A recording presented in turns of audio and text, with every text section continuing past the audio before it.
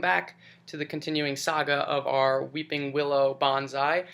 You might recall that this plant looked a little different the last time you saw it. The reason being that I learned something actually very important.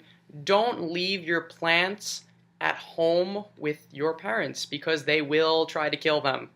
So what I did was at the end of last summer, you saw this plant was responding very nicely to being put in the pot. It had some very nice growth coming out the top here. And what I decided to do was, while I was away at college, leave it at home in the garage and rely upon my parents to water it on a regular basis for me.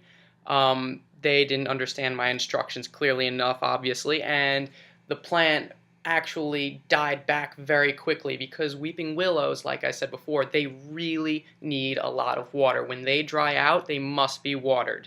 If they're not continuously watered like that, they will die back on you. So it was very important that they get watered, and this one didn't get enough water, and it died all the way back to almost the midsection on its trunk.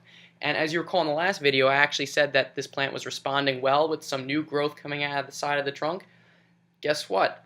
That branch that came out of the side of the trunk was the only one that survived, and it's actually the reason for why this tree is the way it is now. So what I did was I just chopped off basically the top part of the weeping willow that we had, and I let this midsection of growth kind of just take off. And what I've done was, instead of let it continue to grow out sideways, I wired it upwards. So now it's growing in an upwards direction, and I'm just going to continue to monitor it. Right now it is the middle of February, February 19th. So the last time we looked at this plant was the end of August. Now it's the middle of February.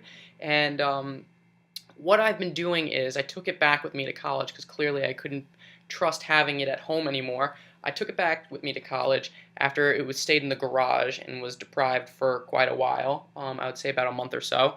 And I've been keeping it in between the blinds and the window. And what that does, and what I've helped it do, is simulate being kind of outside, because in between the blinds and the window it's much colder than it is in the actual room itself.